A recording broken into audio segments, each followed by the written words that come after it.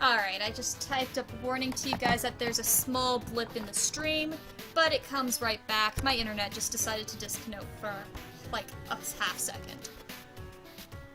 So there we go. And I guess I'm not looking at the clues because I know where the clues come from and how to find all the notes. But there, I'll just quickly let the text scroll by for you guys so that you can see it. There we go. Alright, and streaming.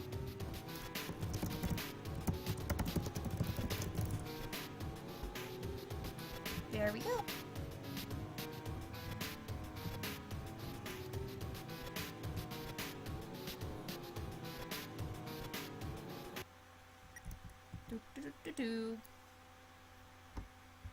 So here we go with the next journal entry. I'm going to be a little slow just as I'm watching the chat over here.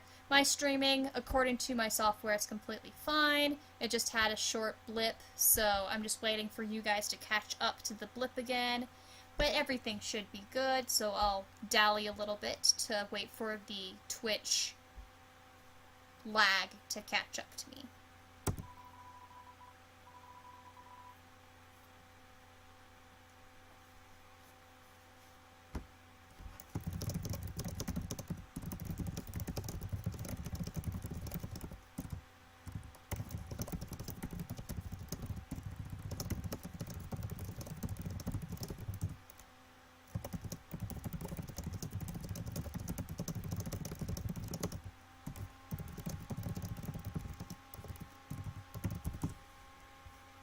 There we go.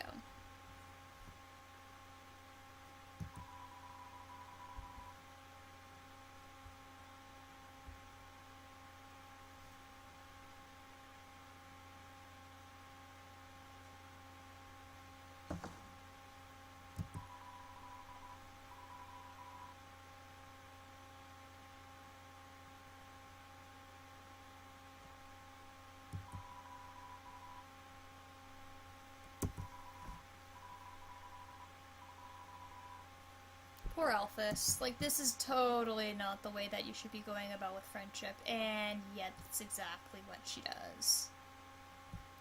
Alright, I'm going to wait a few seconds to make sure that I get responses from people. And, yeah, then I will continue, but this next section is sort of important.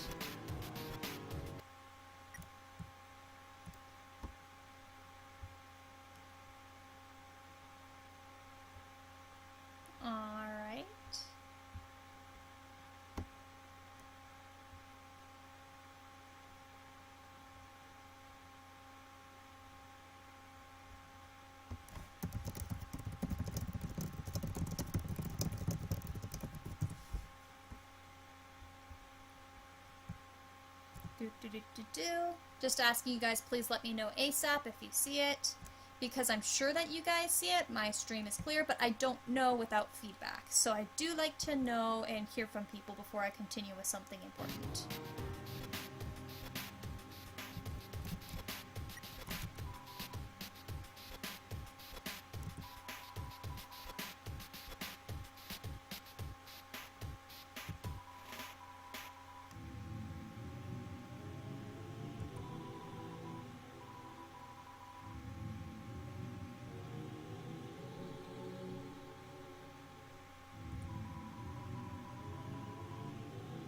Alright, Dragon Pride, thank you for the response. Glad to know. Yay! Alright.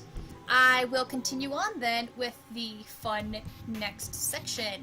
Alright, here we go. Amalgamate number 3, here we come! Yay. Turn on the switch. This was one of the, really creepy parts that I love about this. Like, you know, it's a little unnerving the first time. Because of the noises. Like, these noises. Like, I love that so much. And you're trapped and you're like, crap, it's coming towards me. I mean, it doesn't scare me anymore, but the first time you're just like, oh, crap. It's so interesting.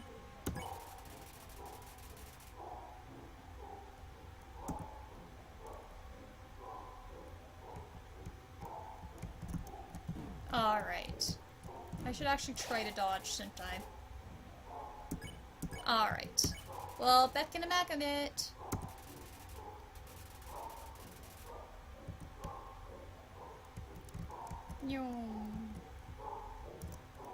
It's actually harder to dodge than it looks sometimes. Alright. And it's the exact... I know it's been a very long time since some people have seen me do Snowdin Forest, but this is actually the exact same order that you go through with Greater Dog. This is the exact same movements, which is really cool because it evokes the fact that the amalgamate right here, Endogeny, is exactly the same sort of, you know, loving dog that you would get as Greater Dog. It shows there's no difference, just that there's been so many dogs that have been smushed together. So I think that's really cool and effectively done.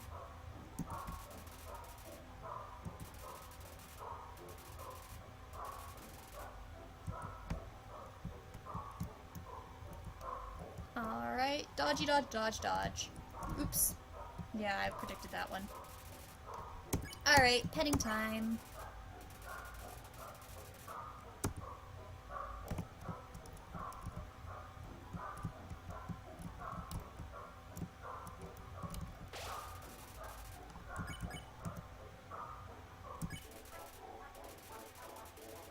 And there we go. We have happy-fied Endogeny. Yay! Trio out. I cannot say amalgamates very well. Yes, Dragon Pride, I do remember. We can talk about it later when we're not doing Undertale stuff. But yeah, no, I totally know what you're talking about. There we go. Entry number 15. Happy ending. Right. Speak too soon. Oh, and Pandemirium, I remember one time you and I were talking about the backstory of Flowey and how Flowey got where he is. So here, what happened was in a patch release, Toby Fox updated this thing to talk about, to have Alphys explicitly say that she returned Flowey back to the garden. And that's why when Flowey first wakes up, his first memories are inside the garden, is because Alphys put him there.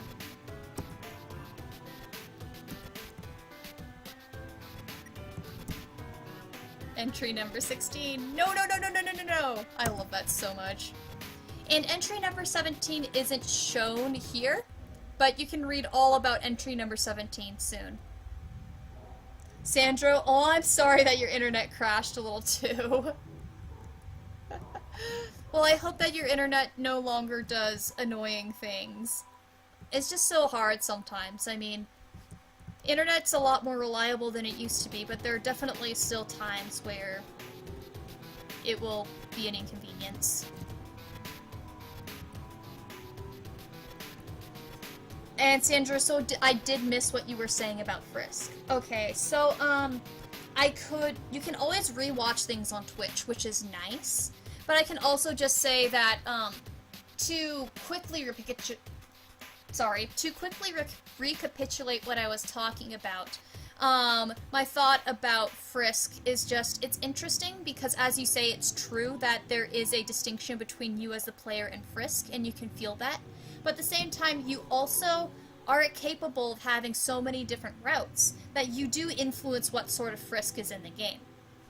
Because Frisk can be anything from a human that is incredibly nice and sweet, or you could have a Frisk that is a complete butt face. A butt face that still passes a pacifist route even, but you can write really horrible Frisks as well. And so it's really interesting because you bring so much to the table, and you can create Frisks with a lot of different personality, even if you are still, as the game does it, a separate thing. Until, that's true. We never do get to see what is in the shower, which is interesting. But it's so fun because you get all sorts of little spooky things happening in the True Lab of things suddenly disappearing or coming out of places like sink faucets that they shouldn't be coming out of, or just all sorts of little psychs of the mind. It's pretty cool.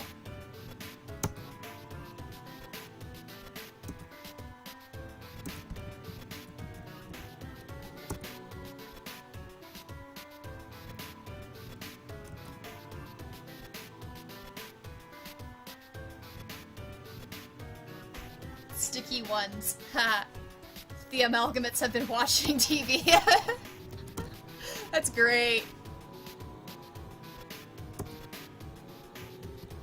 And Sandra, yep, here are the tape. Here comes the Kara lore. I will admit the first time that I watched through the tapes, I didn't fully understand them. And it took me a little while to process exactly all the information that they entailed. It's because everything is so implied. I think it's more effective because we imply things. It's the whole show versus tell in narration. But at the same time, the first time I played through True Lab, I did not get it all, and I had to sit back and go, oh crap, that's what Kara did. So, here we go.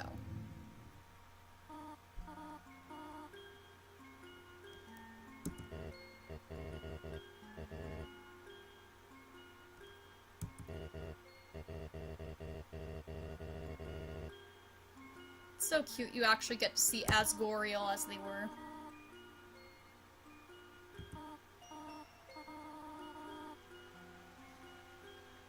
Jayla, how would Asgore and Toriel react to hearing the tapes, do you think?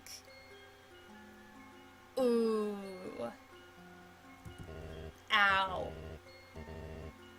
I mean, it would so much upset both of them. As Sandra says, they'd get sad. I feel like it'd be very upsetting because the content that you learn about what happens, it's very uncomfortable. It's not good material, and I feel like, oh yeah, Sandra perhaps a little bit terrified. I think so. I feel like it would just make it more raw. You can tell that Asgore still suffers so much and still struggles with the past. He can't get over what the past was. And so the fact that hearing that Asriel and Kara plotted this whole death thing, basically, granted it went poorly, but I feel like that would make things worse for Asgore. I think that would just, it would hit him so hard. And as far as Toriel is concerned, like, you can tell that she's still hurting too, but she's a little bit better about handling it. I mean, she puts it forth into action, such as protecting the other human children. I don't know if either of them learning the information would change their current positions and current ideas. I feel like Asgore would still probably continue on with the war, and Toriel would still continue on saying don't. Just because even learning this horrible thing about the children doesn't change how the humans acted on the surface.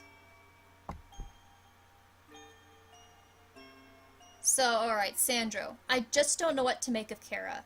They plotted this for the good of monsters, but they still seem to enjoy the killing and genocide. I see a whole lot of really interesting theories about it. Some people will say that Kara's only problem when they were alive was that they had a little bit of a savior complex. So other people will say that Kara was outright abusive of Asriel. I feel like we have to talk about things in moderation and say that Kara had some problems. Kara did not like humans. Kara was glad to leave their old world behind. But Kara still had some problems they're carrying with them. As far as Kara's enjoying the killing of the genocide, I believe that actually is an effect of the fact that it's how you're acting too. I sort of like the idea that Kara is slightly possessing you, but not exactly, as in the sense that Kara is sort of attached to you. The reason why Kara survives and lives is because they sort of get raised again by the presence of Frisk's soul. Which means that they have some dependence on Frisk for being there, but it's not like Kara can control Frisk or anything. So when Frisk starts to become really horrible and evil, that's the only time that Kara says that they were reincarnated for killing and power. So I don't think that Kara by their nature is someone who wanted to have all this killing and crap. It's just the fact that because you as Frisk is going around doing it, and Kara's attached to you, they're going to be affected by it. So Sandro's saying, yes, it's the player's choice, but when we meet them, they seem to be rather happy with the situation. I again think that's all because of the influence of what you've already been doing. Kara's going to interpret the events of what just happened, and therefore, say, okay, cool, I'm here because of this. And they're going to accept that that's why they came, is for creating more power. But they're not going to make that conclusion if you don't do that, and they're not going to be, like, upset about it, necessarily. So I think that while Kara has some badness in their personality, per se, I wouldn't say that they're naturally someone who'd want to go around killing people. I think it's the influence of what Frisk is doing, and Kara going, oh, okay, well this is currently on, therefore this must be why I'm here. And sort of getting that more bloodthirsty thing based upon context. And again, also because they have been without a soul, they've been dead, it's sort of like Flowey, they've lost empathy. That's sort of how I interpret it, at least. It's sort of hard to say on the spot, so I hope that makes slight sense. Let me know if it doesn't, but yeah.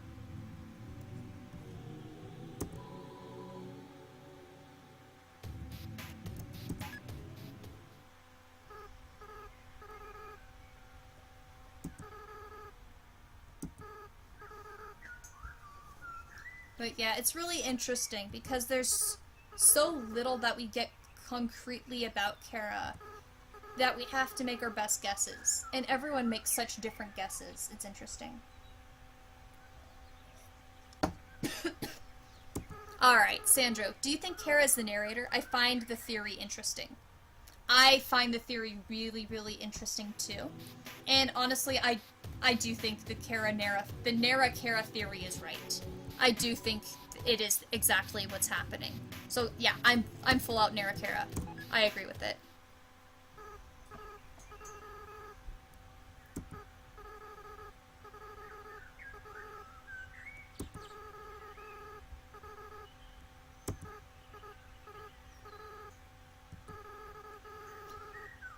When you see all of the evidence for how the narration goes, it would just make sense. Also, the fact that Kara does sort of get resurrected in a way because of your soul means that they're sort of attached to you in some way, so they're providing the text in some ways. But it's interesting.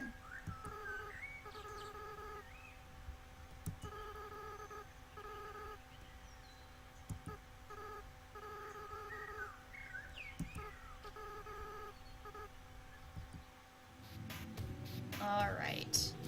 And it just gets creepier from here. Take 4.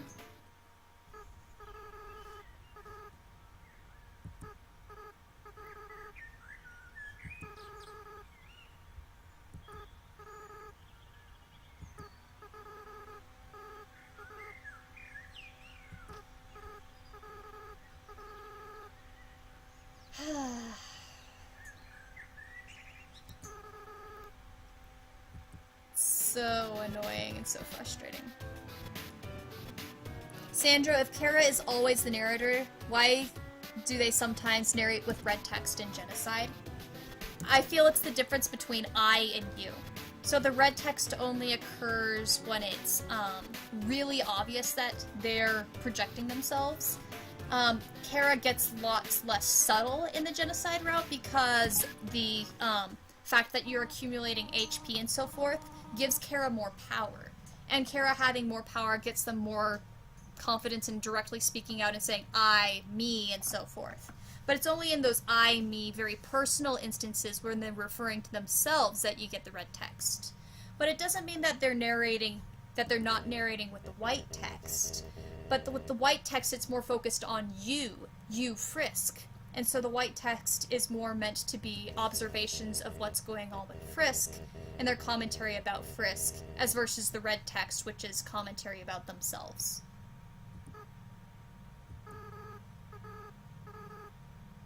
That's how I see it, sort of in brief.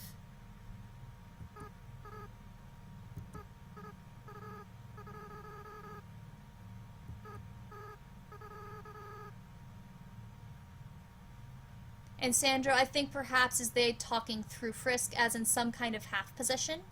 I mean, they do say it when Frisk looks in the mirror. So Sandra, oh man, I've written an analysis about this, so I don't want to toss you off to a thing, but I also think it's a half possession. I think that Kara is always present, but they don't control Frisk. So it's a possession in the fact that they're connected to Frisk. They're always connected to Frisk, but they're not controlling Frisk. And so when you look at Frisk in a mirror, I would say that Kara is more powerful in the genocide route. Again, because you're adding all those levels up and all the numbers up. But, I would say Kara is present in all of them. But yeah. That's sort of what I'm speaking about half possession differently than how you're speaking of half possession. But I see half possession sort of as the fact that it's not like they're actually in control of Frisk ever. They're never in control of Frisk. But, they're sort of there. They're always sort of there. Panda Miriam, kind of like when you say, try to kill Monster Kid, and it says, in my way. Yeah, because that's a reference to... Yeah, that's more evidence to the Narakara theory. Sandra, well, they do get control over Frisk and they use power of love against us. I guess I don't agree with that statement, if that's okay to keep on debating it. This is a really interesting discussion. I'm having fun with it. But I don't see them getting control of Frisk ever, and using the power of love against us. I mean, in the very end, they manage to either surprise and kill you, or, trick you into a bad bargain. But it's not like they're controlling you ever. You as Frisk still always have a choice. You're still the person doing it. And if you read Kara's narration at the end of the genocide route, either the first time you beat the genocide route or several times after you beat the genocide route, they make it very clear that it has to involve your cooperation. That it has to involve you doing these things. That you help them achieve this goal. That you are the person who does it. They're not in control of you. They make that pretty clear at the end of the text. Sandro, in the end of the genocide, after we call Flowey, they get the control, is what you say? I don't think so. I see no proof of them getting control of you after Flowey. I mean, technically they can get your soul, but that's only after a bargain. That's not them using love against you or anything. You still always have your volition. You always get your choice. Kara never takes control of you. And even at the very end of the genocide route, their narration, even after they take your soul, suggests that they couldn't do it without you and your actions. Not them controlling your actions, but you doing your actions. I could pull up the text sometime. I do talk about it elsewhere in a more formulated theory, but I don't see any evidence of them taking control of you.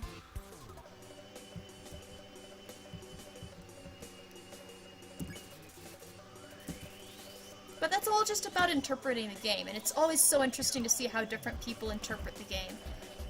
So, I love hearing other theories. I always love hearing other theories. It's just how I see that.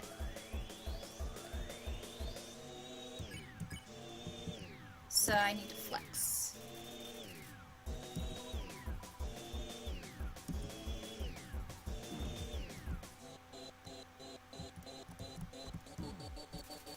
And Pandemarium, yes, even with the deal, you're talking about the player can choose to erase or not, and Kira backs you into a corner. Even with the deal, after the deal, you can still make choices. You can still choose to do a pacifist run. You can still do all those things.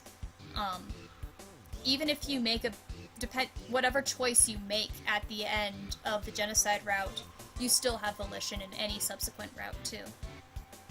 It's still, as Pandemira says, it comes down to the player choosing.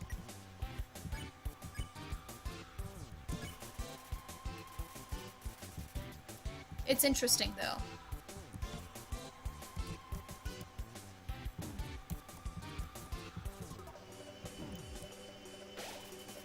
Alright, we did it! Lemon bread! Yay! I'm actually gonna save just because my HP is a little low.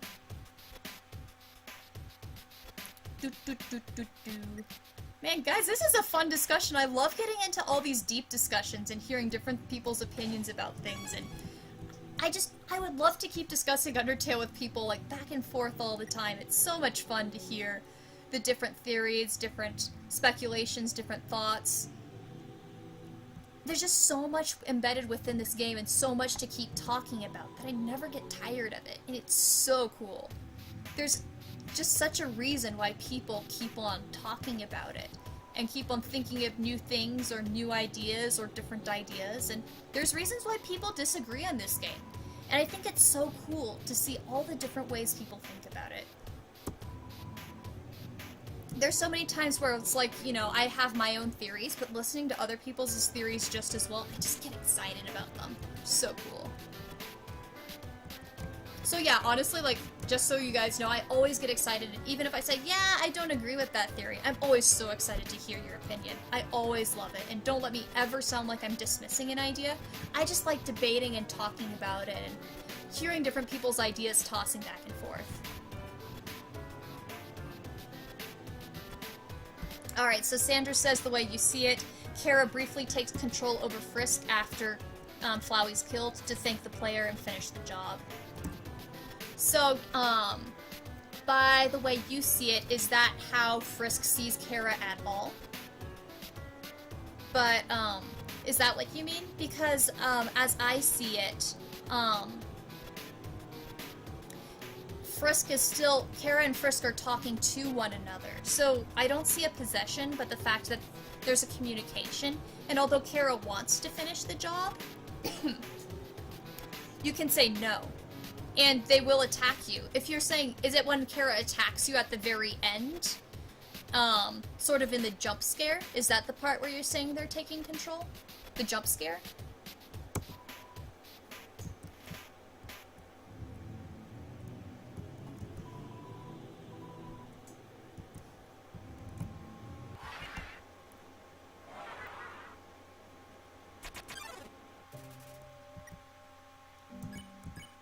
This one's the saddest one.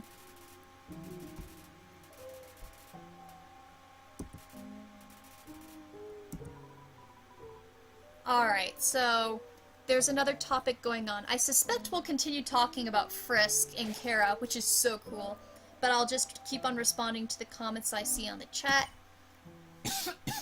Panda Miriam says, can we talk about how the player isn't obligated to forgive? Because I saw an analysis on that, think you reblogged it, and it struck a chord with me. Yeah, that's someone I follow who wrote about, in fact, you're not required to forgive. The game is so focused on forgiveness, and it shows the power of forgiveness, but you don't have to forgive Asriel at the end. And one thing that I find interesting is a lot of fans actually don't seem to get the idea of the message of the game. And don't, for instance, forgive Alphys. There's lots of fans who say Alphys is unforgivable, despite the fact that so much on the game suggests the contrary. The game doesn't force you to do anything, but it sort of prods you in a moral direction about what's best. And it's up to you as the player and you, the fan, to be able to get that empathetic connection.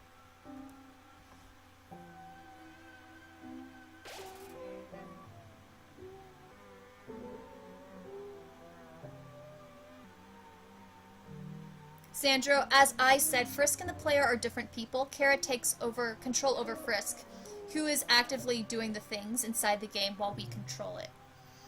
I do agree with that, though I do think that this doesn't mean that Frisk gets controlled, because while Frisk and the player are different, they're still interconnected, which is why Frisk can have different personalities in the game, is you can choose for Frisk to be mean or Frisk to not be mean. There is a distinction, but they're still interconnected enough, and I still don't, even with the distinction of Frisk being different than the player, I don't see support for Kara taking control over Frisk. It doesn't matter whether or not we're talking the existence of the player or not the existence of the player.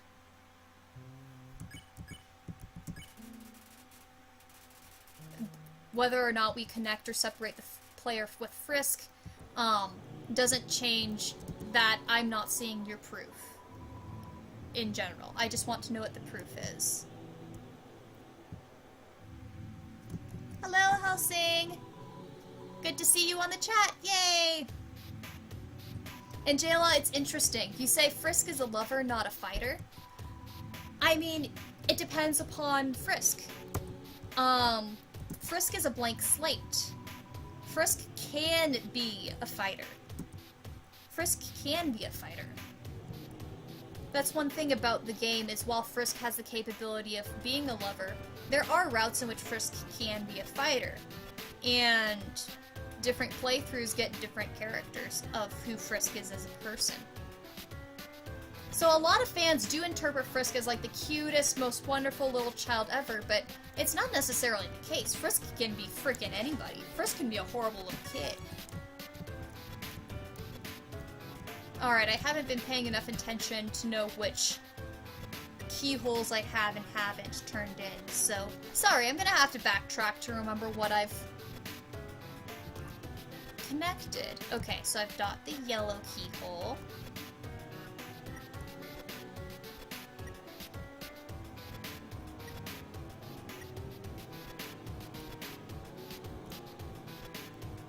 Okay, I've got the green one.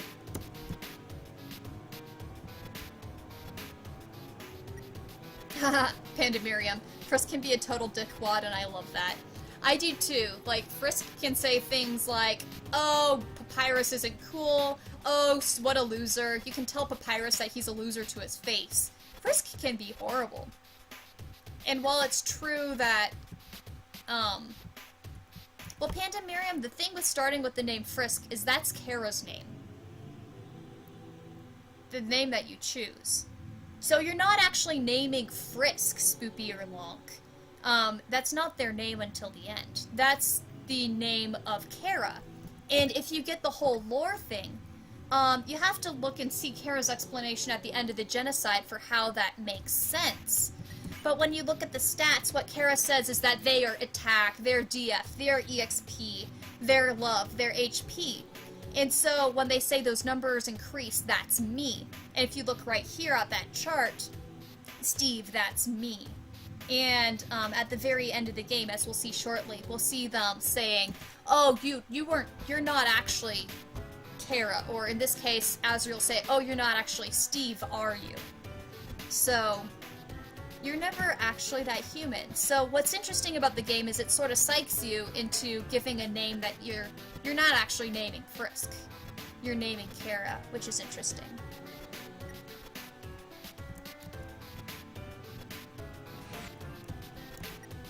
Alright, did I get all these? Okay, I'm still... Oh, I think I know which one I haven't filled in. Okay. Sandro. Kara seems to be addressing the player directly in the end of the genocide, and I think that they can only show us their appearance because they're controlling Frisk. That's why we don't see them when they offer their soul in the deal. I mean, Kara couldn't control the player even if they try. The only way Kara could erase the game without our input is if they had the power, which Frisk has at that point. That's a really interesting argument and a cool way of thinking about it. You know, I sort of like that. So you're saying it's only at the very, very, very end. Okay, so I was asking if it was the jump scare, and with your clarification, yes, you're talking about the jump scare. So at the very, very end, Kara takes your soul, and it's because Kara takes your soul that you can go back to a reset. You're still the person who, yeah, and in some routes, when you do the jump scare, you immediately go back in time. You don't actually choose click select reset. So yeah, I could agree with that. At the very, very end, there is a bit more of a direct possession right there. Yeah, I like that. That's pretty cool. And hello, Mafu2005. Glad for you to join the stream. Hello, hello. Alright. Now I should have all of the keys in all the holes. Alright, Sandra, thank you so much for clarifying again. That's really cool. And now that I know what you're saying, yeah, I can agree to that. That's cool. And now we finally get through this door.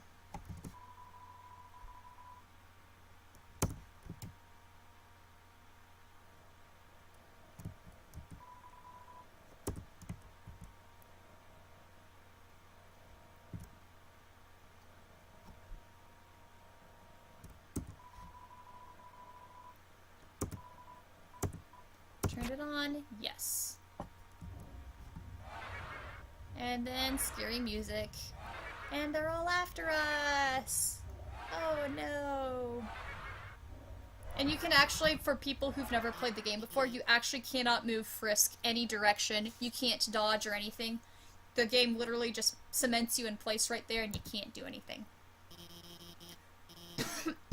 Until Alphys comes in with some food.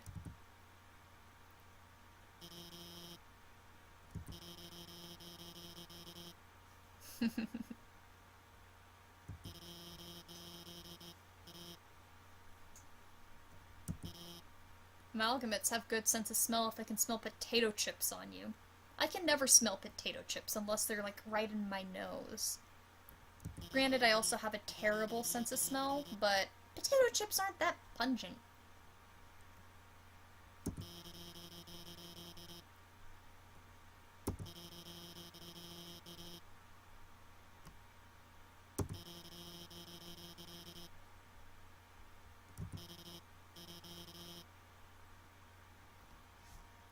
Matthew, is this your first time playing Undertale?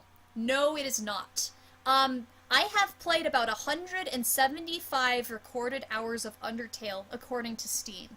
So I have played this so many times that I have dialogues memorized. I know what every single decision does. I know the secrets. It's actually pretty pathetic how many times I have played Undertale. So there's no way for you to spoil me about anything in any way, shape, or form.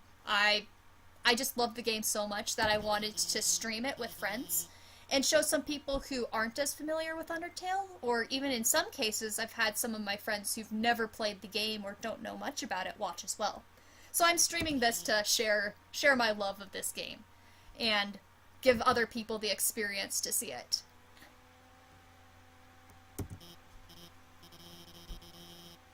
Alright. Sandro, one thing I find interesting about Frisk is that they don't lack control all the time. They stay still during dialogues, they hide behind the lamp without our input, and also step forward when Omega Flowey taunts them, all on their own. That is true, yeah. There are times where we don't make a choice. And that's true in both, well, any of the routes. Pacifist, neutral, genocide. We, as the player, don't get to choose whether or not they hide behind the lamp. And while part of that's going to be just for programming simplicities, it also makes the story go along a certain way, which is interesting. Matthew's question, what was your reaction to Asriel for the first time? I absolutely fell in love with him. Asriel is one of my favorite characters. I'm actually cosplaying Asriel sometime when I finish my cosplay. It'll take forever. But I loved him. I especially loved running into Asriel and just seeing the cockiness that he has when he first gets all 7 of the souls and then breaks down. For me, that was really cool and something very gravitating about the character. He's one of my absolute favorites for a reason. And then once you learn and really get to understand Asriel's character progression, his psychology, and then fill in the dots about how his mind progressed, he just becomes even more interesting to consider, especially throughout the timelines. It's interesting. So yeah, love Asriel. Love Asriel.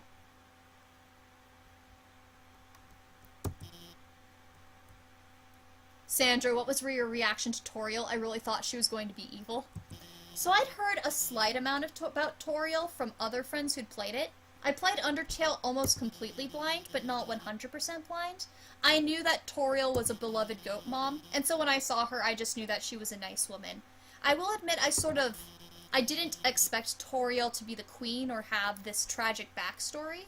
I thought of her a bit more as a simple old woman than I should have, so I dismissed that aspect.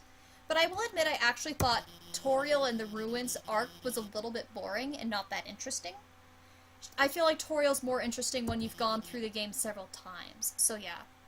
And Mathu, believe me, I know so much fucking about Gaster, like, well, as much as you can know. I mean, you don't really know too much about Gaster, but I know everything about the fandom theory about Gaster. I've tried to come up with my own ideas. I'm actually writing a fan fiction that's going to be about 300,000 words. That is about Gaster. I love the guy. So interesting, and so interesting to hear people's theories about who Gaster was, who Gaster is, what all those mysterious little hints are. It's so interesting.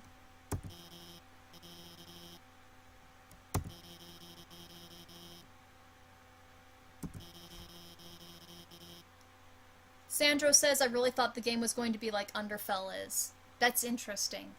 I didn't have too many preconceived notions about what Undertale would be like, so I didn't have an expectation that it'd be sort of Undertale-esque. But I don't think I expected the game to be as silly and ridiculous as I expected it. Maybe I thought it was going to be a bit more serious. Maybe not to the extent that Undertale can be dark. But yeah, it's interesting. It's interesting to see how the game and its expectations interact, and also how the game starts so silly, which makes these later serious moments so much more astonishing to you, because the game formulates your expectations about how the story is going to end, and you just don't realize it's going to be as serious and dramatic as it is.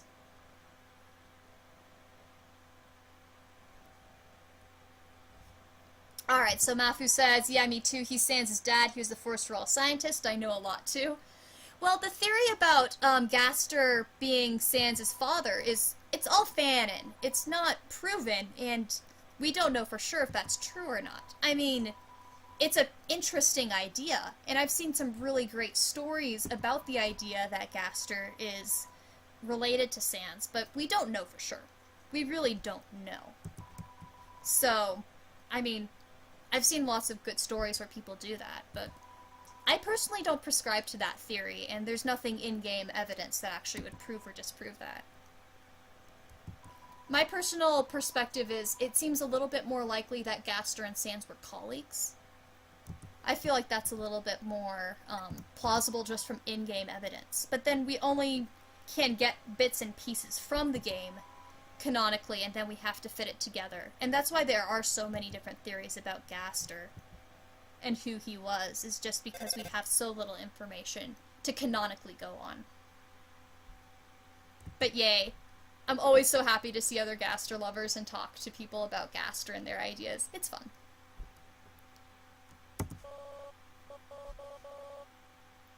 The Asriel voice. Here we go.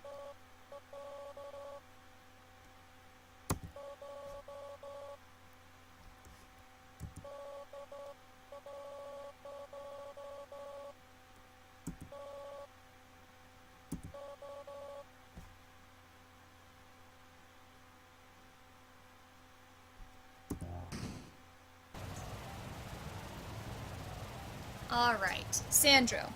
Well, the first thing that happens is Flowey, a seemingly sympathetic character, turns out to be an evil asshole. Then Toriel, a seemingly sympathetic character, shows up. Then we find a knife and a ribbon left. The monsters are intimidated by Toriel, and in her house there's kids' shoes of various sizes. I thought she was going to be an evil asshole.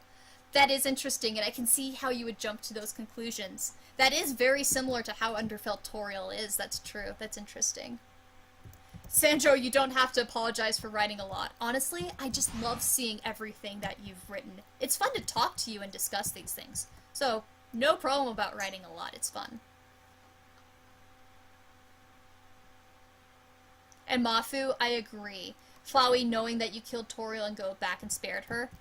Like, that was one of the things that really gripped me about the game when I first played it. Is you kill Toriel, then go back in time. It's so emotionally shocking for you as a player to have that happen. You just don't expect it. I think that's so cool.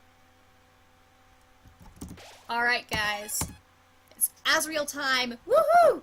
I need to take a very short break. Even though I grabbed 2 glasses of water, I drank them both. We've been having some great discussions, and I'm having so much fun. That means I talked a lot and drained all my water. So I'm going to be back in about a minute, just to fill up my water, and then we are going to see Asriel! Woohoo! So yeah, stay tuned. I'll be back really, really shortly.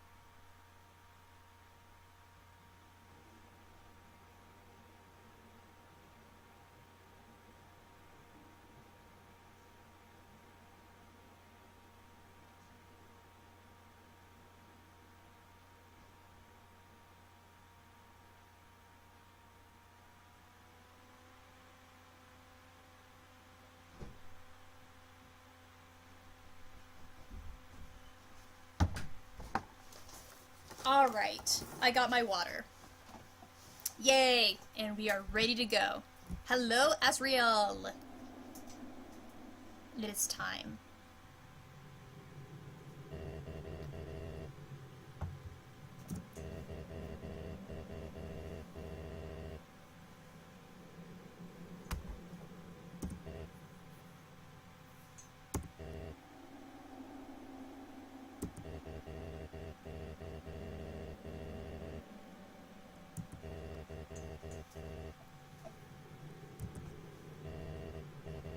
I love Asgore's hair. It's just so floofy.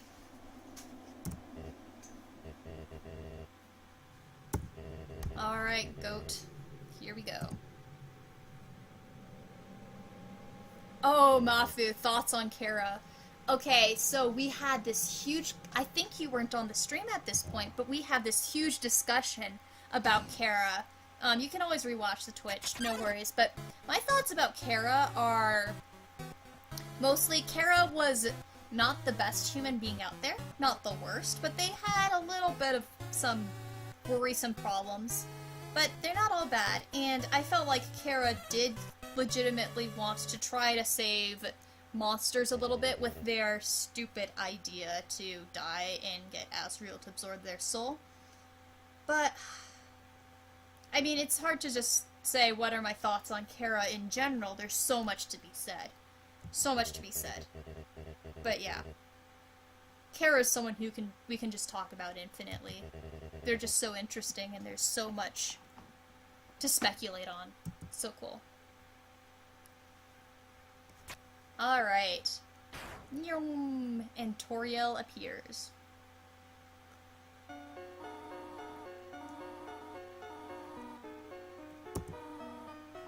I like how it's the same dialogue as when you first meet her.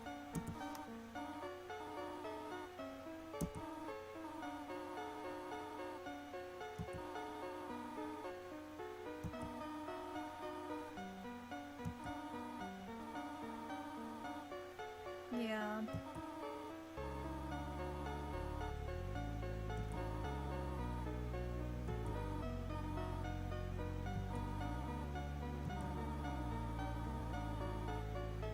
And there's Toriel's morals coming back. The whole reason why she said no to Asgore in the first place.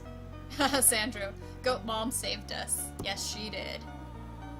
I mean, we can handle ourselves, but Goat Mom did a good interference here.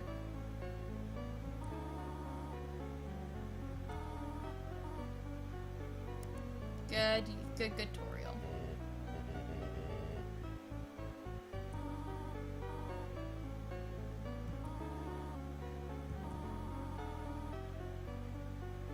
It is to point out that Asgore is someone who doesn't really think through all the possible academic solutions. Toriel, Gerson says, was the brains behind the royal duo. So it is to point out, though Toriel points out this really good solution, it might not be something that Asgore thought about himself. Mafu2005 says, I wish the game had a sequel. If the sequel could be as good as Undertale, I would be really happy for a sequel or a prequel. I have seen some theories about people saying that they think there are hints of a sequel. I feel like people are just being very hopeful. But I have seen people theorize out there that there could be a sequel, and that maybe Fox is hinting to it. I don't know. I am willing just for Toby Fox to do what he thinks best with the story.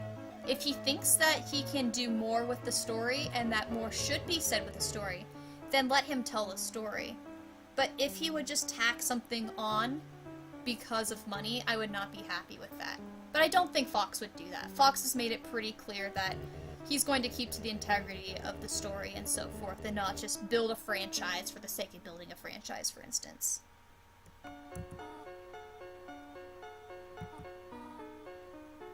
Aw, Sandro, that's so sweet. I like it. Ah, now that you bring that up, that's cute to imagine. As you say, imagine Toriel running from the ruins all the way to the castle while we're in the True Lab, after realizing the moral implications of letting us alone. That's really cool.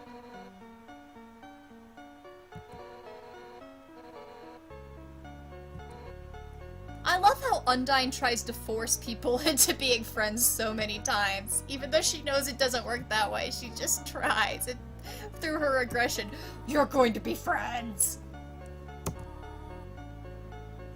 And Toriel's just nice.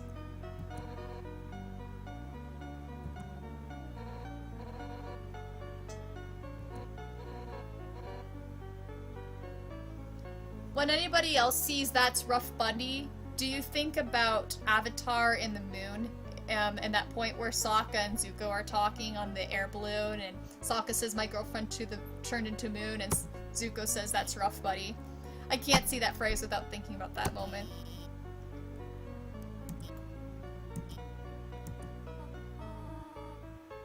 Mathu, you asked about the secret boss So Sorry. If you look at my stream, I actually streamed So Sorry on October 10th, the day that he appears. So woohoo! I have played So Sorry. It's pretty cool. I know there's a bit of controversy about how So Sorry got made, but I just look at So Sorry in-game as a really cute, adorable, endearing, dorky character, so I had a lot of fun with So Sorry.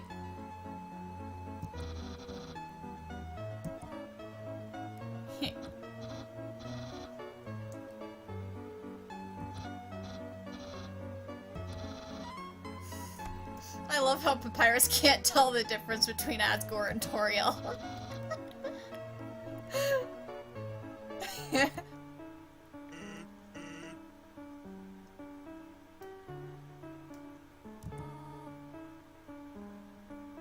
Sandro, Papyrus saves the day once more. Papyrus is just the best.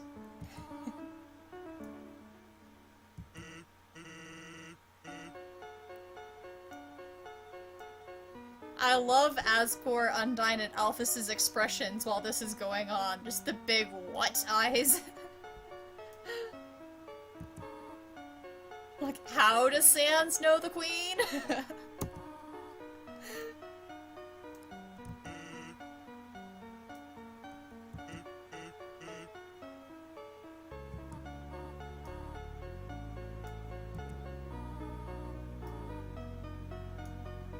Matthew, what was your reaction when Flowey captured them all with the vine? I'll admit I don't remember.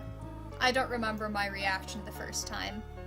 It was probably something along the lines of, oh crap, of course. But it's very well done story-wise. It's such a good plot arc. Both the fact that the expected climax occurs at a certain percentage within the game, and then when the actual climax occurs. It's very well proportioned. So I remember vaguely appreciating how the climax occurred with Flowey. And yeah, Panda Miriam, poor Asgore crying in the background. Poor King. Just, guys, come over and let's cuddle Goat Dad.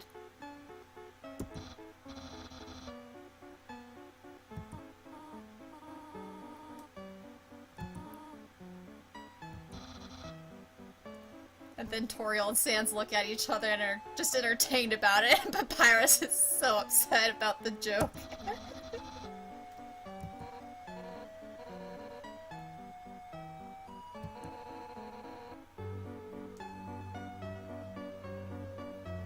What's fun is the Shingles joke is the first joke that Toriel tells you in the underground when she's giving you suggestions about how to talk to the dummy.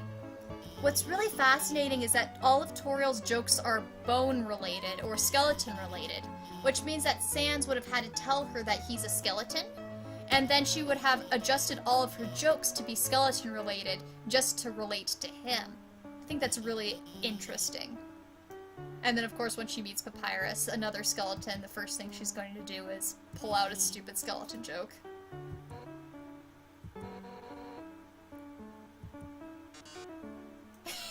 And then Mettaton. I love the leg.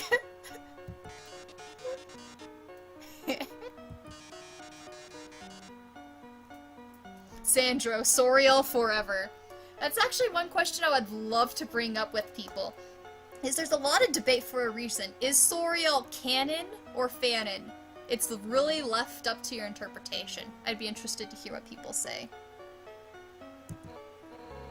Mafu, honestly, I've never seen a game where it has so many friendships and secrets. It's just so detailed, I don't know what to say. I think what's interesting about Undertale is it's not as content heavy as a lot of video games. There's a lot of video games that are much longer and have a lot more characters and plot arcs and a lot more detail to the lore. Undertale doesn't even really have side quests, so in some ways Undertale is bare minimum. But at the same time, every single little detail can add up to something else, and we as fans can interpret it and make a whole lot about what is given to us. I think what I like about Undertale is even though there's economy in some sense, it's all meaningful.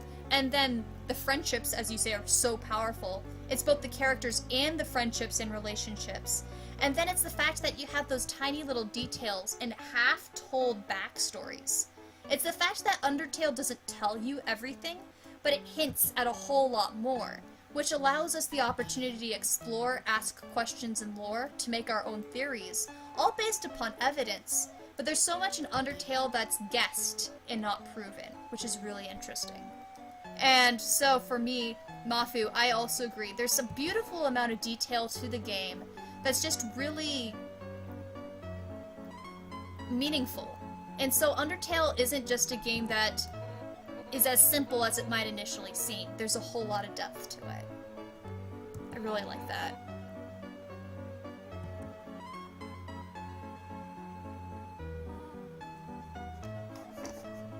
I'm just gonna pause on Undyne and Alphys's faces for a second because they look so awkward.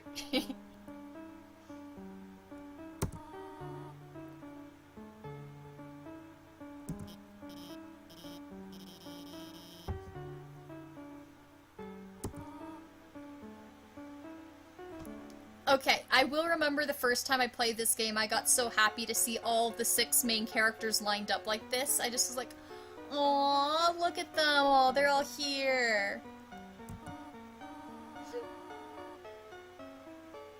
And then the vine comes in and ruins the moment. Oh, the happiness. Pandemirium, damn it, Goat Mom. Yes, Toriel definitely blocks Undyne and Alphys from kissing in front of the human. What's so interesting is Toby Fox has even made a post about saying that Toriel would be a little bit looser not around a human, and that Toriel does censor herself around the human. And there's actually evidence that all of the characters censor themselves. There's one point in a phone call that Undyne was going to swear in front of you, and then she changes it.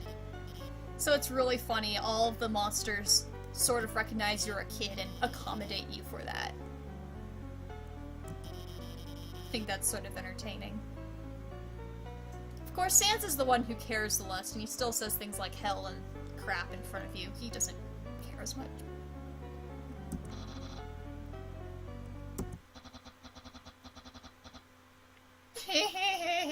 Here comes the oh crap. 1, 2, 3. Choom!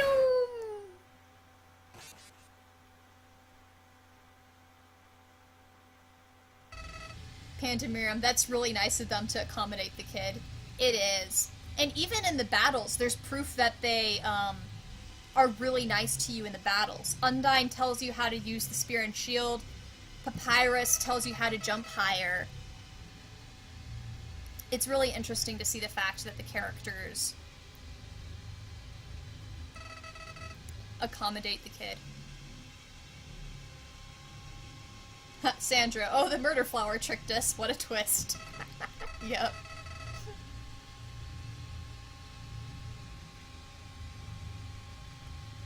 There are some really interesting analyses pointing out that Papyrus is the one that Flowey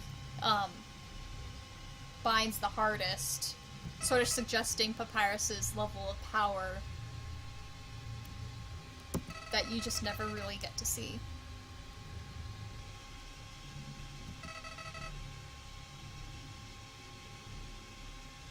I also like how Undyne's like really struggling out. Of course she would.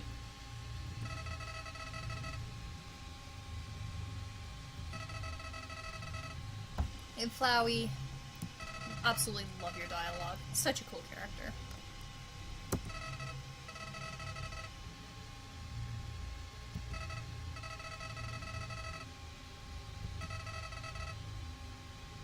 real form. Here we go.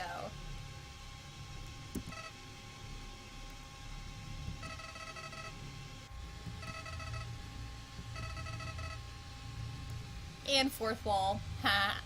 Well, it's interesting because it's both not and is, if that makes sense.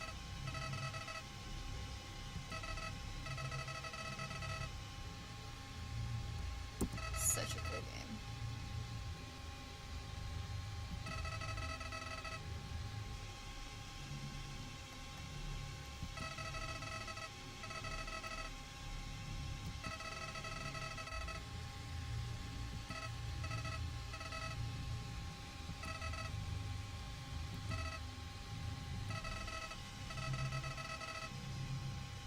The first time I played this, I was like, haha, yeah, right.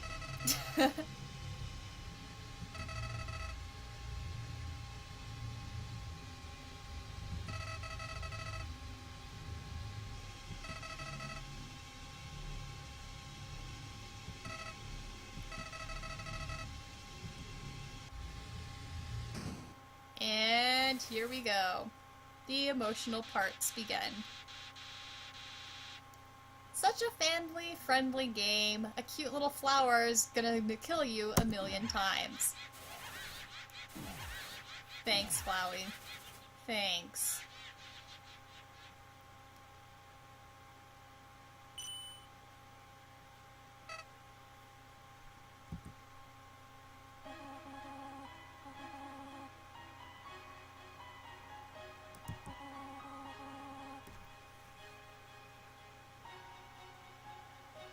Yeah, Mafu, you're talking about Sans and his teleportations. Yeah, it's entertaining.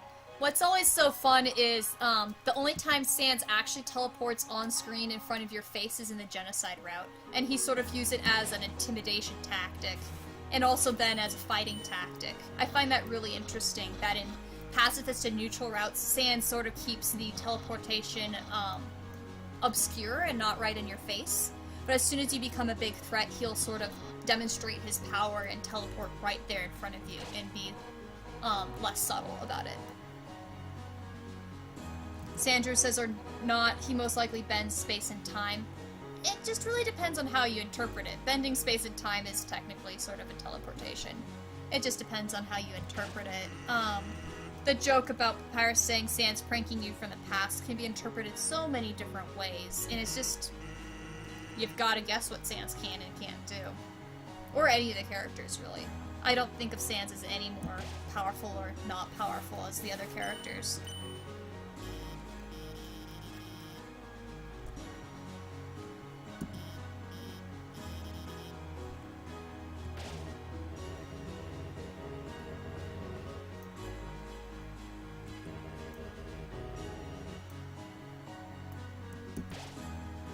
Here we go!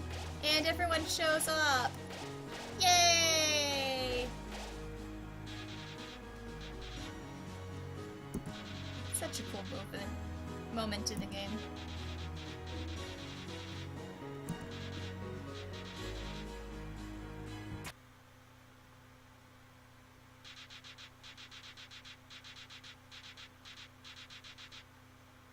Here we go! Fight time!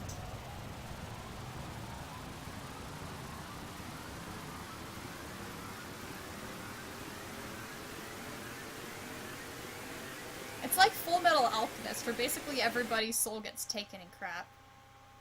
Dragon Pride, that's cool. You saying Minty may come. Do note, however, I'm getting very close to the end of my stream.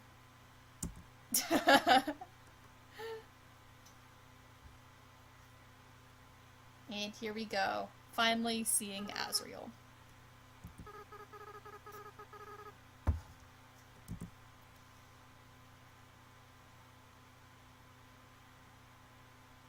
So cute.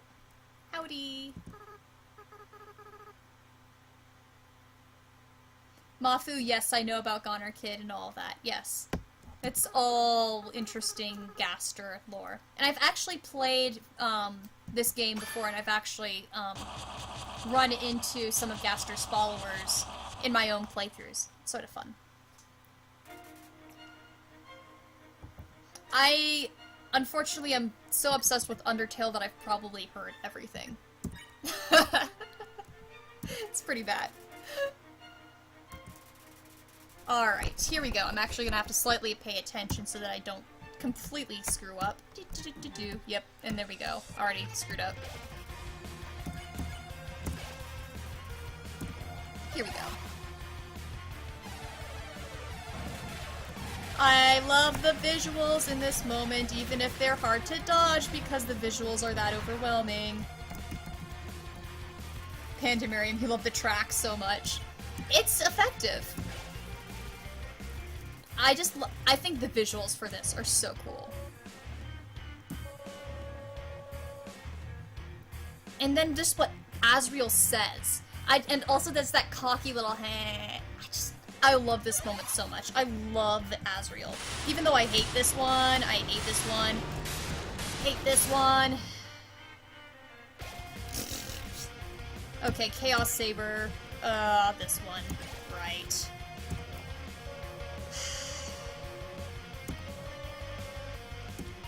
Okay, this one's not as bad as some of them, because it's always so predictable. And avoid the stars.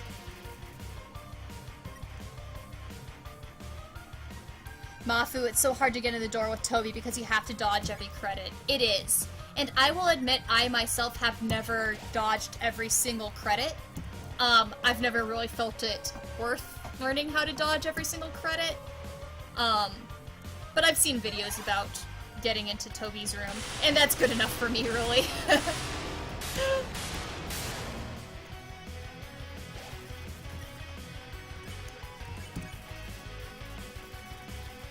Absolute god of hyperdeath!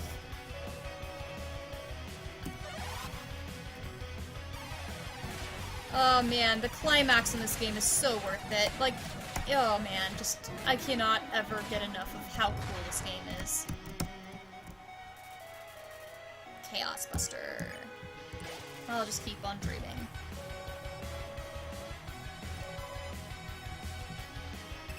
I hate this one.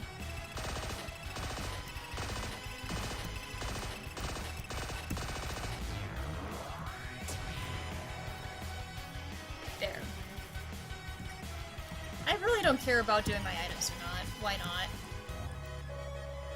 So all I have to do is just not screw up completely. Nice thing about Asriel is you don't die.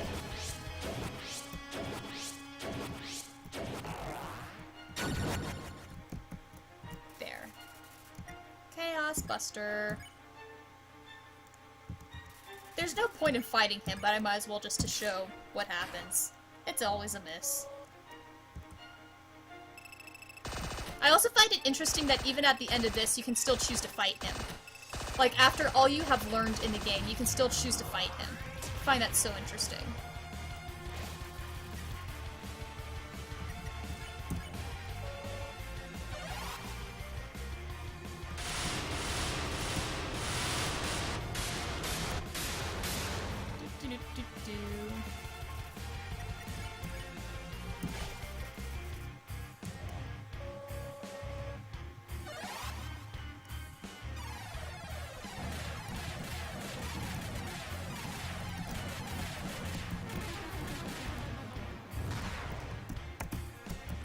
La la la.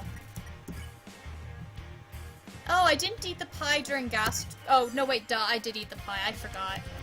Never mind, brain's not working. Because I'm like, eating the pie during Asgore's fight is totally essential, but I forgot that, of course, in this timeline, I haven't eaten the pie. Duh, duh, duh. Mafu, the first time I did genocide and Sans teleported my face, I was creeped out. Yep, same here. I love how intimidating Sans is. I know lots of fans focus on Sans' jokester aspect, but one thing I love about Sans is he is sort of creepy. Like, he can be pretty legitimately creepy at times, and that sort of teleportation thing is just one instance where he just intentionally psychs you out. Sanjo, I love the comment. Even with all of his crazy cool stuff, I bet Frisk still has a stoic expression. I love you. It's perfect. Love it.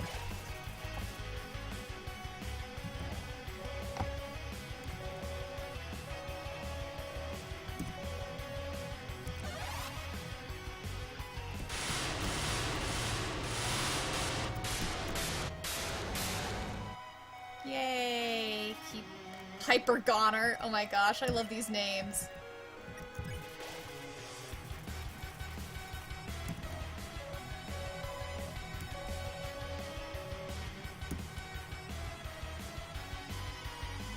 Here we go. Alright, cool.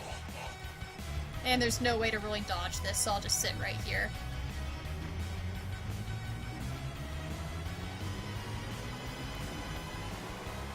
That'd be cool if that were an actual attack you had to dodge, though.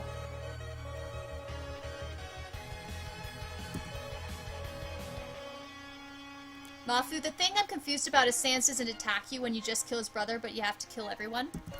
It depends on your theory of Sans. Crap, I literally wrote a huge theory on Sans. But I personally believe Sans knows that, he knows about timelines resetting. And the only reason that he attacks you is because of the timeline's imminent destruction. In the genocide route, he knows that the timeline is going to be destroyed. He doesn't fight you because of his brother. He loves his brother, but he never fights you because of his brother. Sans only fights you, ever, because he realizes that the timeline is going to be destroyed.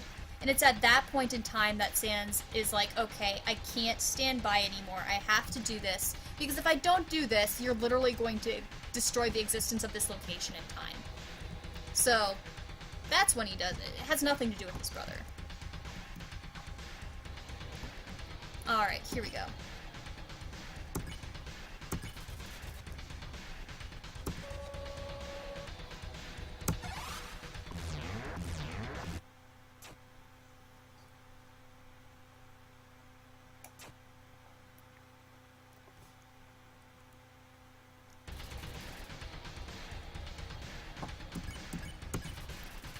Alright, here we go.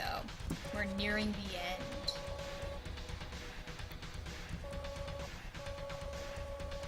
Sandra, I like how Sans' objective isn't to kill you, but to make you give up. It's interesting because he will give his all to kill you. He goes through, he cheats. He does everything he possibly can to kill you. He's the most powerful in part because monsters fight based upon how they will. And so Sans is totally willing to kill you over and over and over again.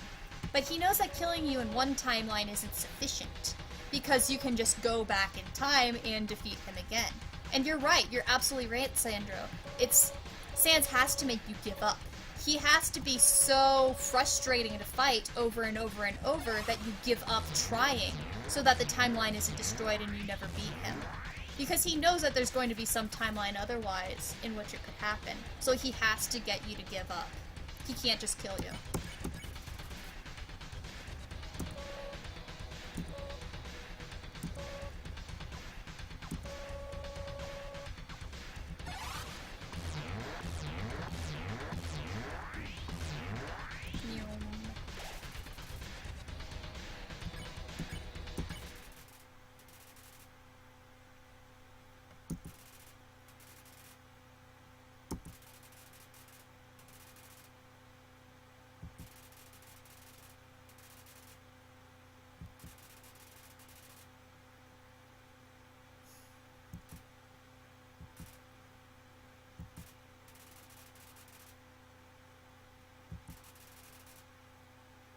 Here we go. Here we go. So, saving time. But some of these we can't go through all the save options. So if there are certain save options that you guys want me to do, let me know. Like if you want me to focus on Papyrus or Sans, or if you want me to focus on Asgore or Toriel when I get to their Lost Souls. Let me know. Alright, here we go. And you can only do 3 per each, which is sort of sad, but oh well. I'm gonna do recipe at least. Okay, Panda Mirror says Sans. Just so you know, Panda, I can only do Sans or Papyrus or a little bit of each, because the Lost Souls are paired together. So let me know how much I should do of Sans and how much I should do of Papyrus. Matthew, I know there's lots of theories, but can Sans remember when it's just a reset but not a true reset? It all depends on your theory. My personal opinion is that Sans and all of the characters have the same memory capabilities. All of the monsters, it's not just Sans, have an ability to have sort of a deja vu. If there's a very significant event that happens in a previous timeline, all of the monsters remember it. It's not just Sans. Sans isn't any different. So, he has vague recollections, just like Toriel has vague recollections. So, I would say that Sans can remember some basic vague events when it's just a reset, but not a true reset, just like any of the characters can.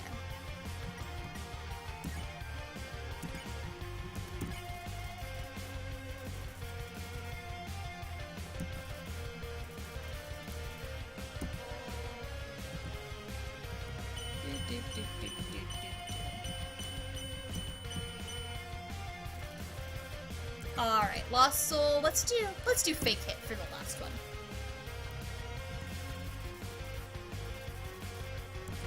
Yay!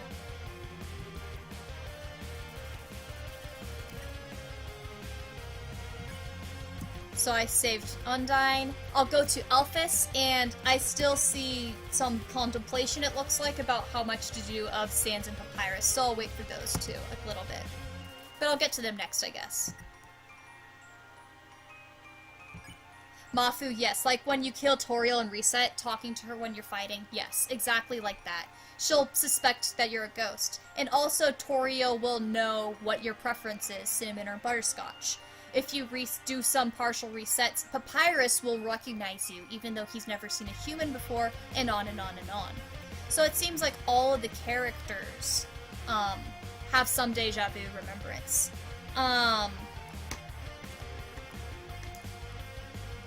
And so, Sandro, you're saying Sans seems to know that the world was reset, but the thing is, he seems to know that the world can be reset, and just guesses what happened based on your actions.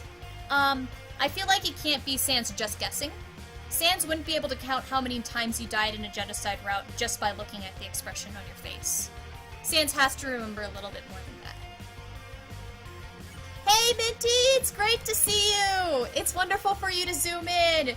I'm glad you made it! Yay! I'll probably stop once I finish this, but yay! I'm glad that you could come for a little bit. Yay!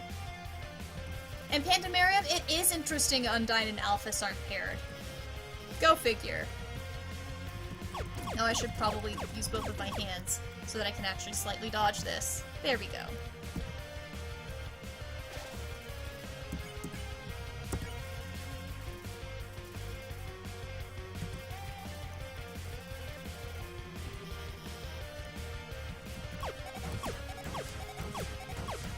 What's so interesting about the Lost Soul dialogue is it shows their deepest psychological insecurity.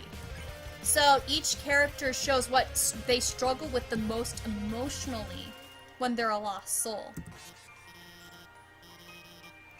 And that's one thing that I love about this point, is that you get to see emotionally how it goes. Alright. Sandro suggests maybe they aren't paired together because their attacks don't fit together. That's a really fascinating idea. I like it. Alright, Sans and Papyrus time. And, oh, Minty says, you saw a post where it made a theory that the Brother of Dreamers are paired together and Alphys and Undyne aren't yet. It's true. Maybe it's because Alphys... Yeah, I like that. Oh, Mafu, thank you so much. I will keep on streaming Undertale. I'm going to do the Genocide route next. I will probably be streaming other games once I get finished with Undertale. I'm thinking about maybe doing the Mass Effect series, replaying those games before Andromeda comes out.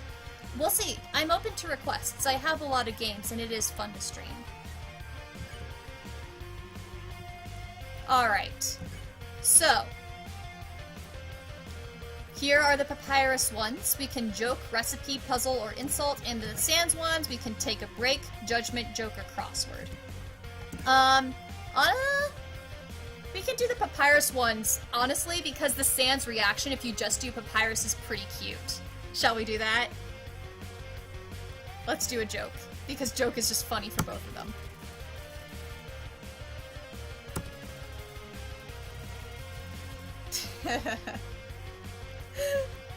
Two dorks.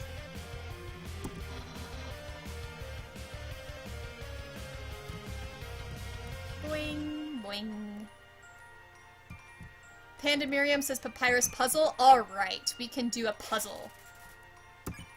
So, Papyrus, we're puzzle time. Hey, give me help with the puzzle. Perfect. Aww.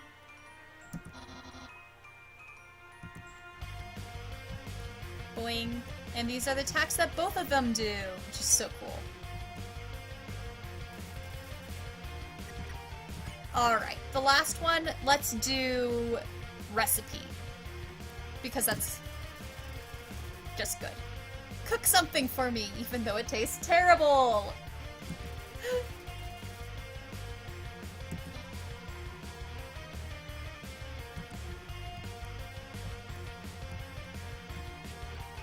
And again, the attacks that both of them use.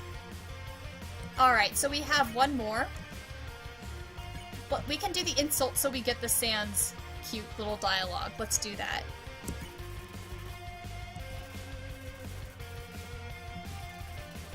Because I love this line. I love this line right here. Seeing how nicely you treated its brother, the other lost soul remembers too.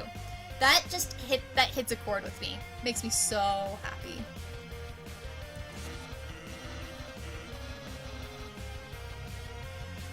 Mafu. It's one theory for why Sans gave up. The idea that since Sans has been through so many timelines and he knows about timelines, but he knows been through so many resets, he gave up. It really depends on how much he remembers. I do think the timelines are part of it, though. But there are some interesting theories about why Sans gave up. And there's some different ones out there. It's hard to prove, really. And Sandra, I wonder if Sans used to be different before Flowey started resetting the world. My personal belief is that Sans used to be a lot more motivated.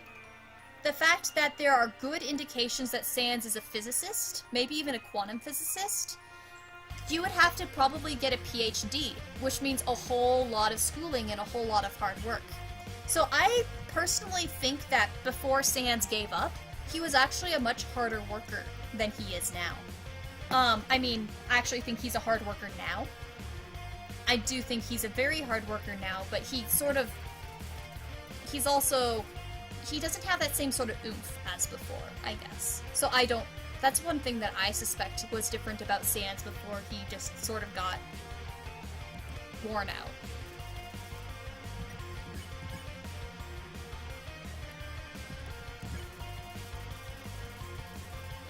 But it's also just, yeah, Sans, it's just all speculation with him, which is interesting.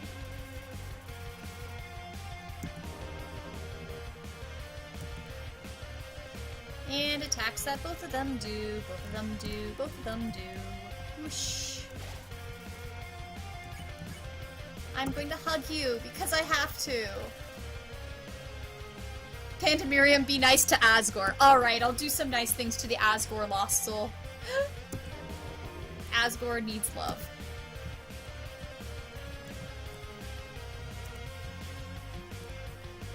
Minty, hug Asgore, please. Alright, let's give Asgore a hug. Here we go. Asgore gets love. I hug the lost soul. Aww.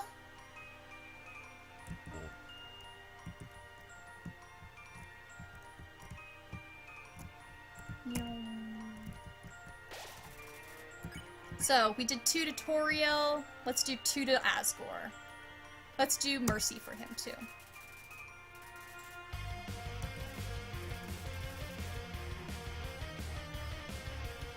Minty, going back to the theory that you talked about, where people said that the Dreamers are paired together and the brothers are paired together, but Undyne and Alphysar, it's interesting because Toriel and Asgore have been separated in their marriage for so much time. So it's interesting that they're together because of the marriage separation. Panda Miriam, does the dialogue change if you focus on Asgore and not Toriel like with Paps and Sans? I don't remember. I think there might be a slight variation.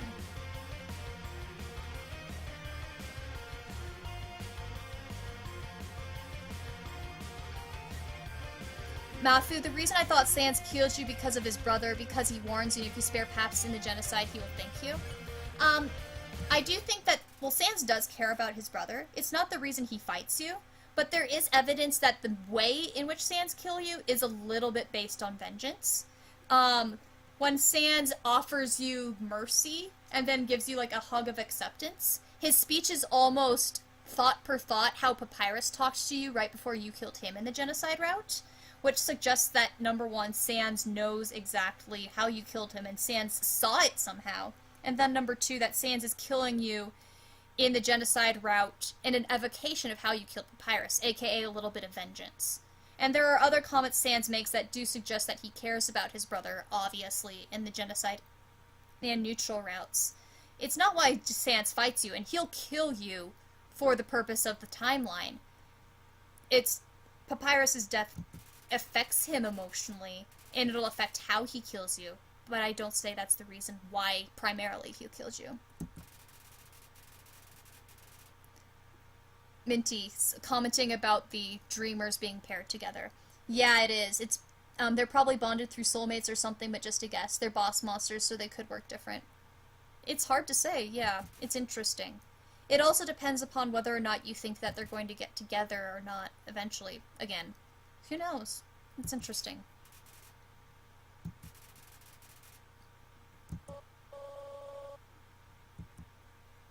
Here we go. This is a little late of a stream for me, but oh well, we need to get to this ending. We need to get to it!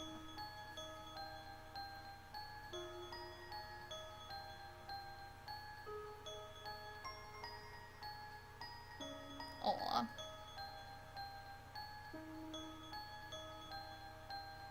Minty Asriel the babe. I know, he's so adorable.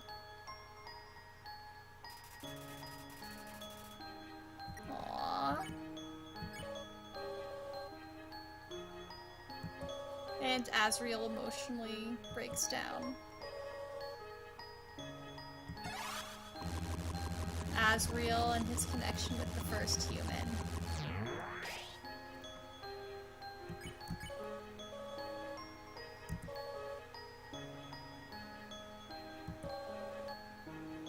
Panda Miriam, a perfect comment. Seeing that you're so close to the end of the true pacifist route fills you with determination. Yes, it does. And yes, Sandro, I am with you. I'm not crying right now, but I'm feeling the cries. I'm feeling them. It's just this moment. Ah, so good, so good, so good.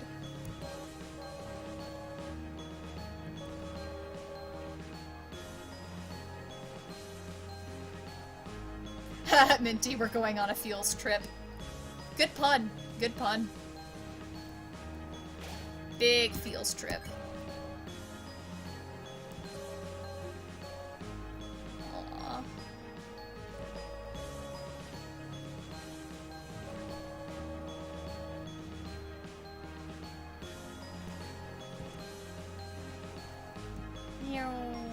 I'm gonna chase your fire.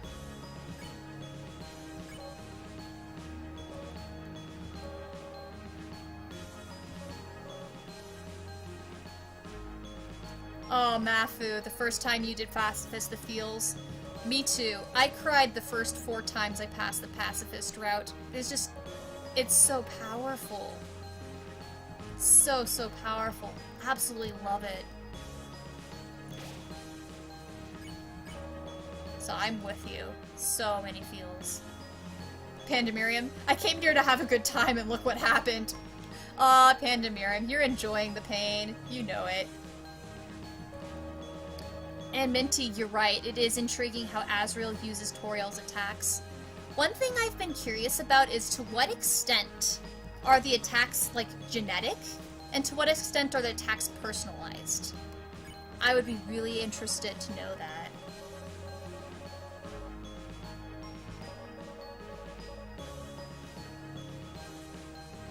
I just love to know everything about monster attacks. Here we go.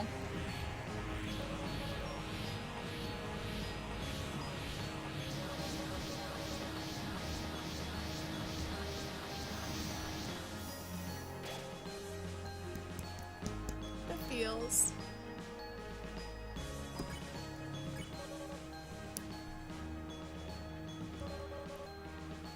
Alright, it was wonderful talking to you, Mafu. I had so much fun.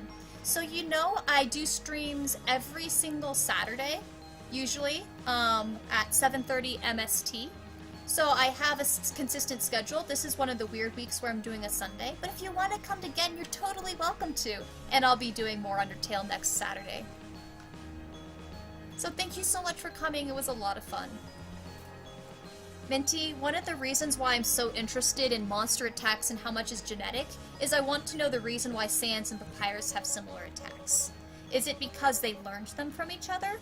Is it because it's innate within them for each other? Or I just want to know. I would love to know.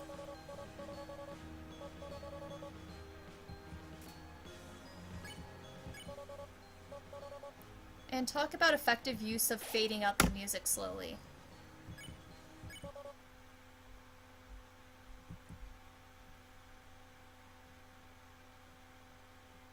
And there we go.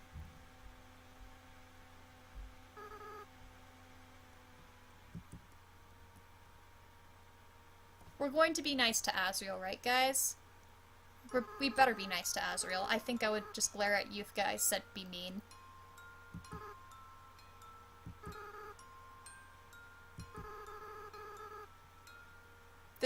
I will admit, I was slow the first time I played the game about what this text actually meant, and then when I got it, it was, oh. But I'll admit I was a little slow figuring it out.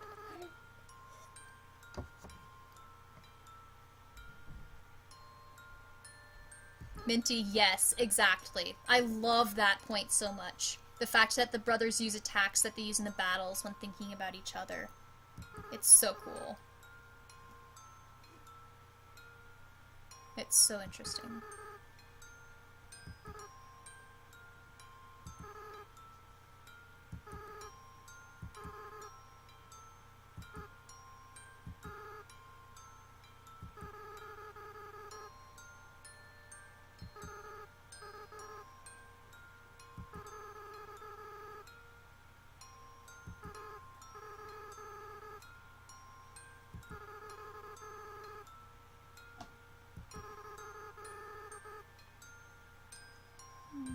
The feels.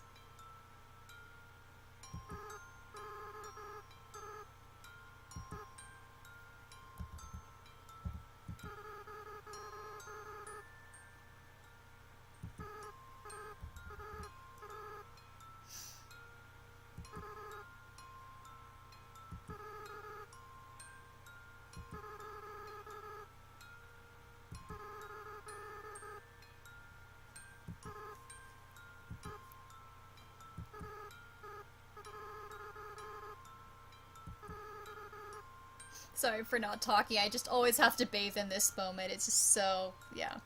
Minty, yes, I agree. Asriel's sprite is so cute. Asriel's is so cute. So cute. It just makes this moment more sad. Just like, oh, little kid.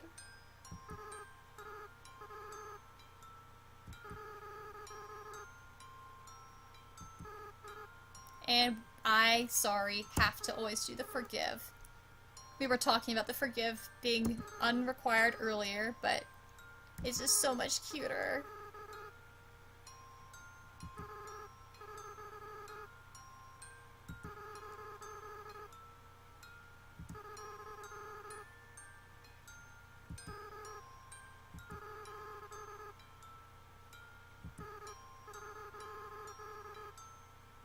It's interesting because Undyne says that when she becomes Undyne the Undying.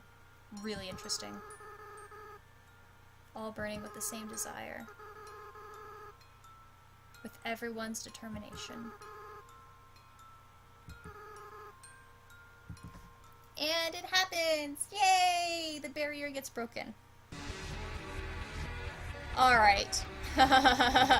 Nice pun, Minty. Question, do you picture Flowey to be adult Asriel or kid Asriel? I believe I see Flowey as a kid. All of Flowey's dialogue is very childlike. His words are very childish in nature, and the way he talks sort of has that little kid aspect to it. So even though Flowey has probably been through goodness knows how many years of resets, Flowey still talks and acts and thinks like a kid. So I think of Flowey as a kid, no matter how terrible his actions are. So I pictured Flowey to still be a kid, Asriel.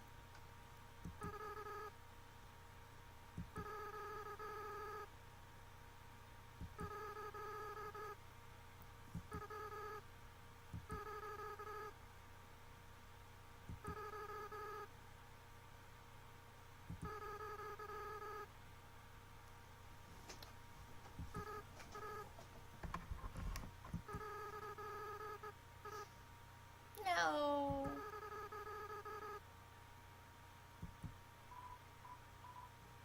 And I'm sorry, we have to do the comfort. Here we go. Hug time.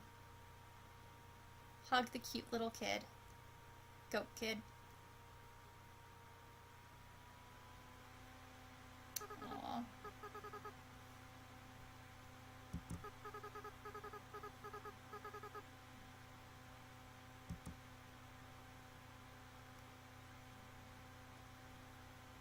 Minty, man, imagine not being able to love or feel anything for people. That's fucked up. It really is. It really is. And the sad thing is, of course, Flowey tried. Even with the incapability, Flowey tried to love people. Flowey knew it's better that way, and yet he was incapable. He could never feel it. It's just so screwed up, and it's really interesting. Sandro, agreed. I feel like, yeah, being so emotionally moved by fiction. I mean, there's a lot of fiction that has emotionally moved me, but Undertale is one of my favorite pieces of fiction for a reason. It's so moving. It really is. And there's so many reasons for it, too. It's just so cool.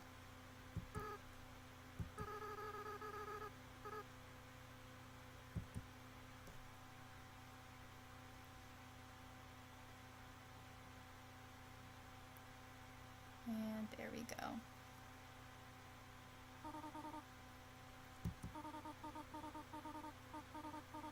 We have done it, guys! Sandro, do you think Flowey is really unable to feel? I mean, he feels fear and genocide. I think the thing that the game makes clear is Flowey is unable to feel love, which is a different emotion than fear. So I don't think Flowey, and also Flowey feels despair. We know that he feels despair because he succeeds in killing himself in one of his past timelines. So it seems like Flowey, what he loses as a soul is empathy. He can feel about himself. He still has emotions that relate to himself. But when it's emotions that concern other individuals, that's where his soul falls flat.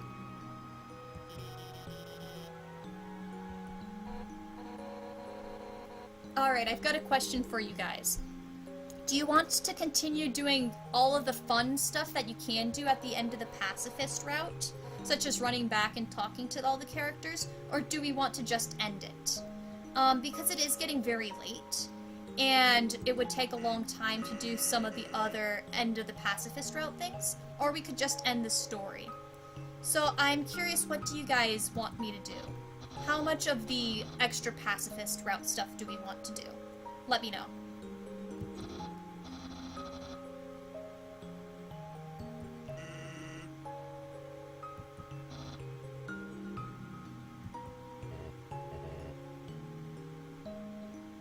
Minty says at least return to Grillby's.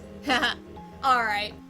I also feel like we have to at least do the Toriel and Sans text messages, because those are precious. So if that's the case, that's going to be a lot later than I want to stay up. So I will finish the pacifist route next week then. So that means since you guys want me to go back to like Grillby's and so forth, I'll finish my streaming of the pacifist route next week. So yeah, once we get through this main dialogue, I'll save and then we can finish it next week. So yeah. because I am tired, guys. I need to go to bed. This is already 45 minutes later than my streams usually end.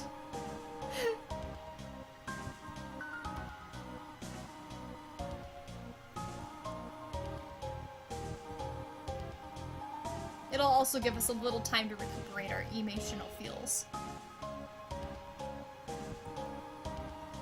Alright, so Panda Miriam, I have a dumb question. Are Asriel's memories as Flowey the reason why Papyrus was the first soul he made mention of?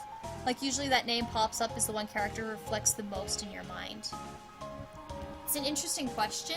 I'll admit I'm starting to fade a little bit, and this probably wouldn't be a short question, so I'll probably remind me and we can talk about it next time. But guys, as always, thank you so much for coming to the streams. I have so much fun talking with you guys, and we had some really interesting discussions today. Sandra, thank you so much for your really cool insight and your cool discussions. Thank you guys, all of you, for the really fun stuff. So I'll talk to you guys later, and I'll do a save, and then we'll finish this up next week. So yay! Thank you guys so much. I had so much fun, as always. So, thank you guys for... I already said it, but yeah, thank you guys again. It's good night for me. I hope you guys all have wonderful days, nights, whatever time it is for you. And I hope to see you guys next week. It should be Saturday next week at 7:30 MST. Alright, so goodbye guys. Take care. Love you all.